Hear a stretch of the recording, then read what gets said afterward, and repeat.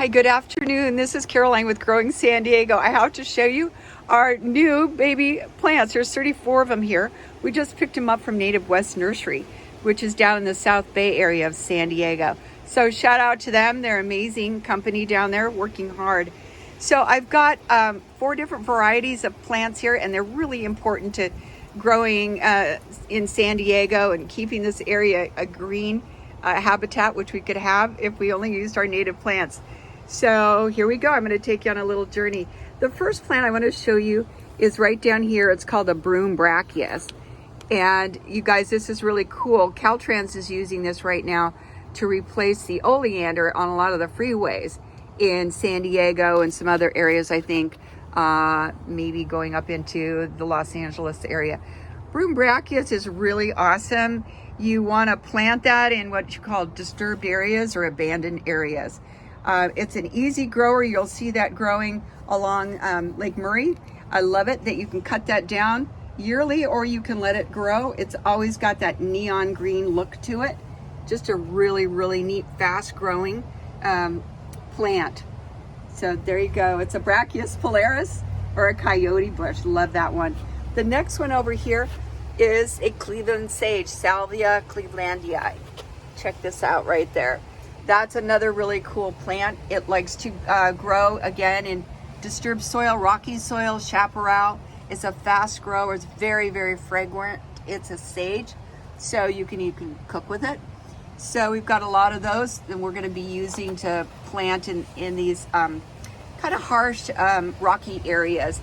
The other one we've got over here is the what we call the sunflower bush, San Diego's own sunflower bush. You can see it right there, and that has yellow flowers. It's very beautiful. It brings in a lot of color to your yard.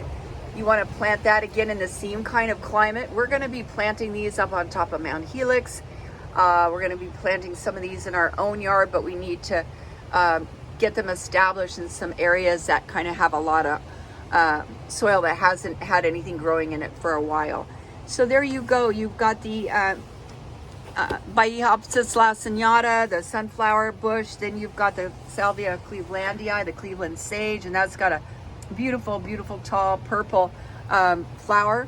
And then you've got this really neat Bracchius or Coyote Bush. And this is just makes a great screen around your house, or if you have to separate your house from, the yard, another neighbor's yard or something. And because of these plants growing, then we'll be able to plant after that. This is kind of a hardwood bush, and this is one of my favorites. It's called a Spiny Red Berry. And the really cool thing about this is a special plant. I'm so excited to get it. It's taken me months to get it because they had to grow it.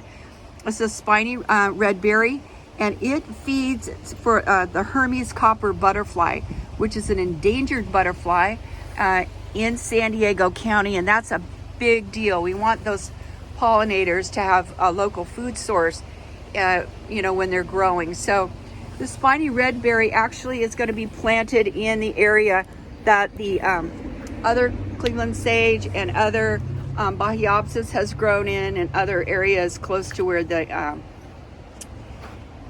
Broom Brackis has grown. So keep growing San Diego. We hope that maybe you'll try some of these plants when you first start growing and planting in your yard. Like I said, if you've got those abandoned dry slopes and foothill type areas, these are going to be #1 winners for you. And after a year or two, with all this color that you're going to have because of these plants, then you're going to be able to go in and plant some of these Spiny Red Berry, which again are so important for the pollinators in San Diego. They'll get about a total of 4 feet tall, and I'm really excited to be planting these in our yard as well as Mount Helix. And again, they're hardwood, so long term you're going to have very little maintenance on these once they're established. You don't have to prune them as often as you do these other type of what we call herbaceous plants that you see all in front of us here. So all right, keep growing San Diego. We'll give you information on California Native West Nursery, and we'll keep you posted on the success of planting these 34 plants around San Diego.